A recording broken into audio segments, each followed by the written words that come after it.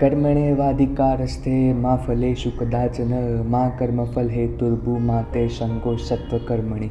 हे अर्जुन, तेरा कर्म में ही अधिकार है, उसके फल में कभी नहीं। तू कर्म फल का हेतु मत बन। अकर्म में तेरी प्रीति नहीं होनी चाहिए। इस श्लोक को संपूर्ण वेदांत का सार समझना चाहिए। मनुष्य का धर्म है कि तू पहले यह जाने कि जो काम वह करने जा रहा है वो अकर्म तो नहीं, अर्थात उससे लोकहित का किसी सूक्ष्म अंश में भी विघात तो नहीं होता। हे अर्जुन, जिससे लोकहित का विघात होता है उसे अकर्म कहते हैं। उसमें तुझे कभी संग अर्थात प्रीति नहीं होनी चाहिए। दूसरी बात यह है कि हमें ज्ञान होना चाहिए कि इसका फल लोकहित होता या अंततोगत्वा कार्यकर्ता की भली होनी चाहिए, परंतु उस कार्य का जो लोकहितकारी फल होगा उसके बदले में कर्ता को व्यक्तिगत फल क्या मिलेगा, किस भोग ऐश्वर्य की प्राप्ति होगी। इस कर्म फल के फल को प्राप्त करने के हेतु कभी काम करना नहीं चाहिए, क्योंकि उत्तम कर्म अर्थात जिसका फल लोक कल्याण हो उसका कर्ता तो कर्ता के अधीन है, किंतु उसका फल देना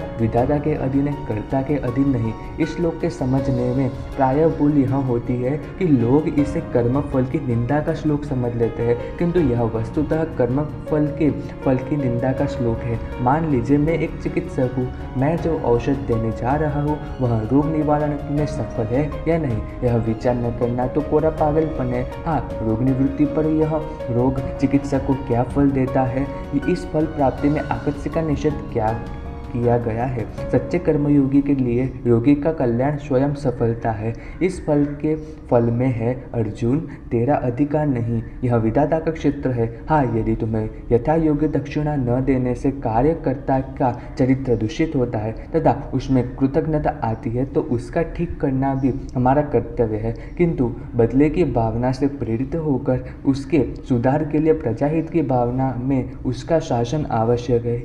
बस यही संपूर्ण वेदांत का